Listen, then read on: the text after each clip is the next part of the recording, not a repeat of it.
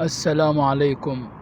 طبعا تصريح رئيس لجنة الحكام بيتور فيريرا ده دكتور على صدق مسميه خريرة، وده اسم بصراحة لايق عليه.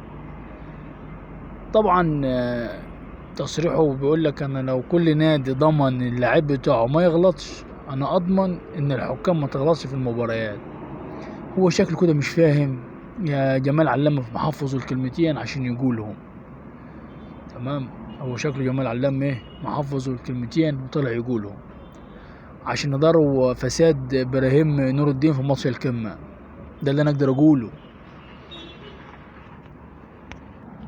طبعا هو حافظ كلمتين، والله اقسم بالله يا جدعان الفساد اللي في اتحاد الكرة المصري مليه نظير، مليه نظير، مليه نظير، مليه نظير. اقسم بالله فساد، اقسم بالله فساد فجر.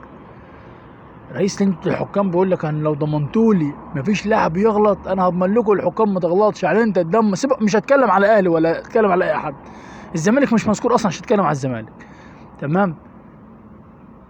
في مباراة البنك الاهلي جون ايمن اشرف، تمام، حكم فاجر، تمام، ما حسبش، قال لك عشان هو بس سند عليه، بعدها الزمالك جابت واحد زيه. ماشي طيب. جون محمود متولي، ماشي، جون محمود متولي لما رامي ربيعه ثبت الكرة محمد الحنفي على ما اظن لغى الجون، لغى الجون. قال لك اصل روح البروتوكول وروح الفجر. تمام.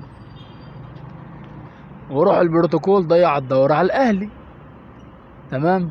اقسم بالله كان جايبين حكم كلاتنبرج الانجليزي ده كان هيشطب محمد الحنفي ومش عارف مين تاني، وكان هيشطبهم خالص. جبنا واحد جايبه حازم امام.